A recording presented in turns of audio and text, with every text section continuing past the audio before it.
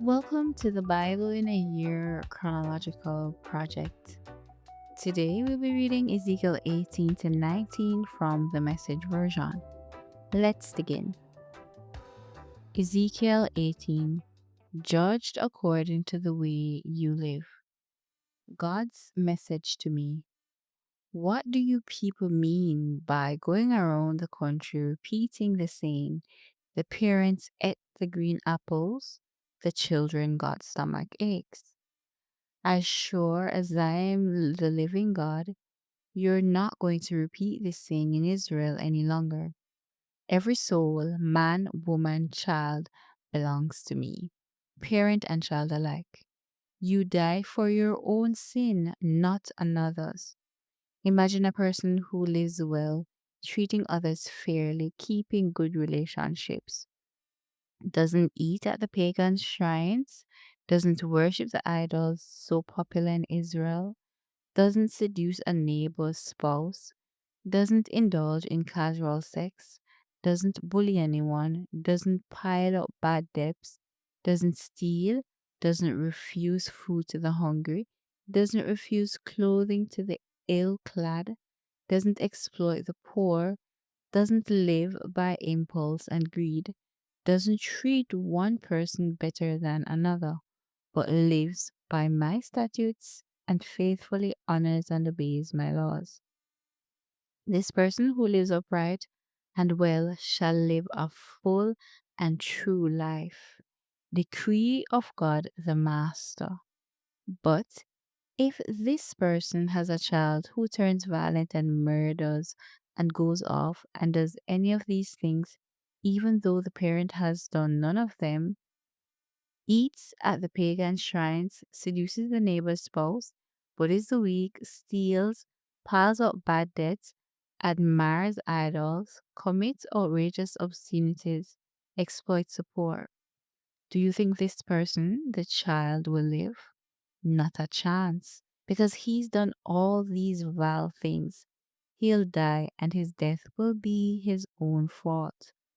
Now look, suppose this child has a child who sees all the sins done by his parents.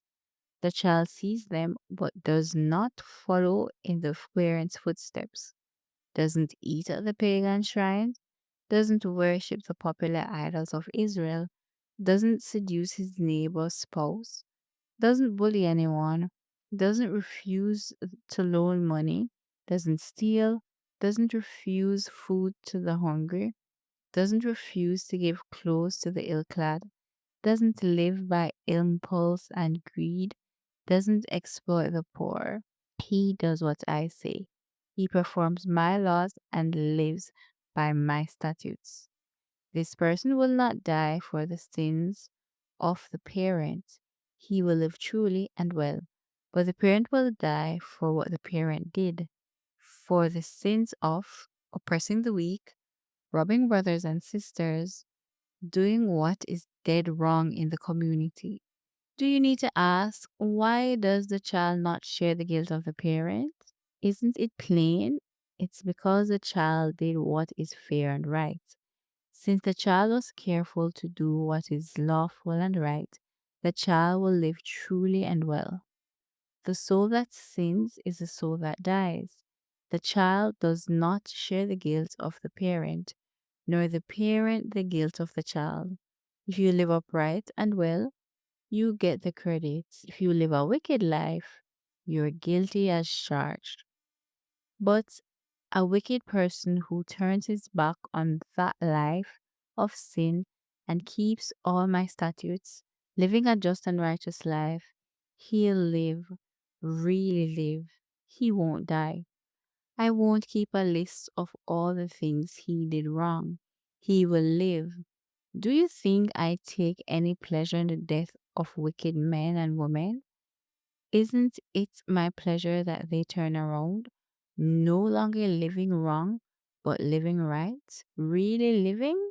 The same thing goes for a good person who turns his back on an upright life and starts sinning, plunging into the same vile obscenities that the wicked person practices. Will this person live? I don't keep a list of all the things this person did right, like money in the bank he can draw on. Because of his defection, because he accumulates sin, he'll die. Do I hear you saying that's not fair? God's not fair. Listen, Israel, I'm not fair. You're the ones who aren't fair. If a good person turns away from his good life and takes up sinning, he'll die for it. He'll die for his own sin.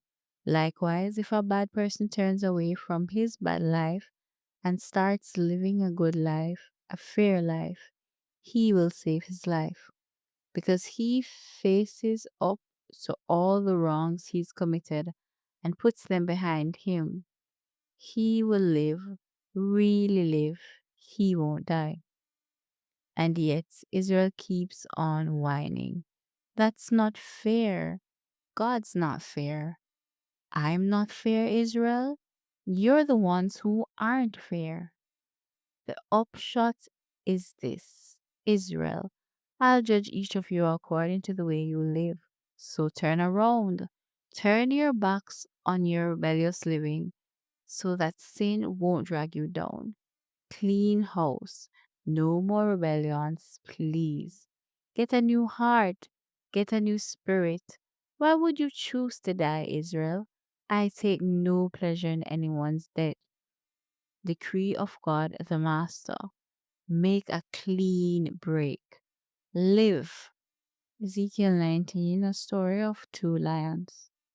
Sing the blues over the princess of Israel. Say, what a lioness was your mother among lions.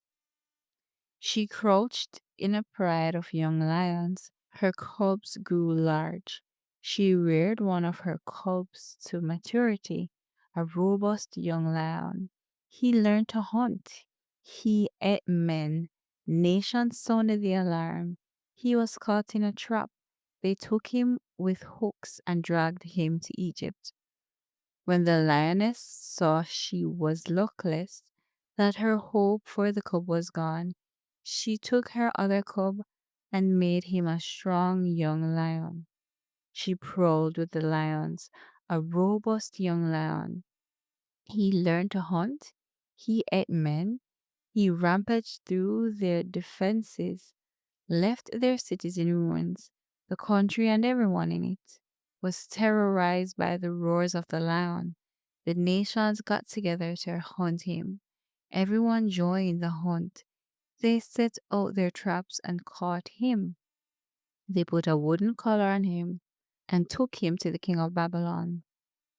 No more would that voice be heard disturbing the peace in the mountains of Israel. Here was another way to put it. Your mother was like a vine in a vineyard, transplanted along the streams of water, luxurious in branches and grapes because of the ample water. It grew sturdy branches, fit to be carved into a royal scepter. It grew high, reaching the clouds. Its branches filled the horizon, and everyone could see it. Then it was ripped up in a rage and thrown to the ground. The hot east wind shriveled it up and stripped its fruit.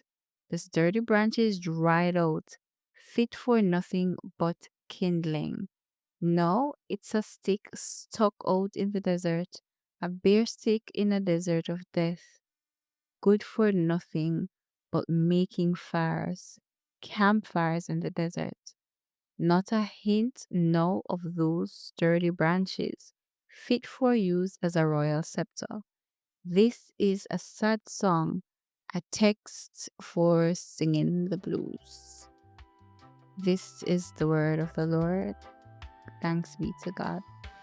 Thank you for joining us in today's reading. Be sure to join us tomorrow as we continue in the book of Ezekiel.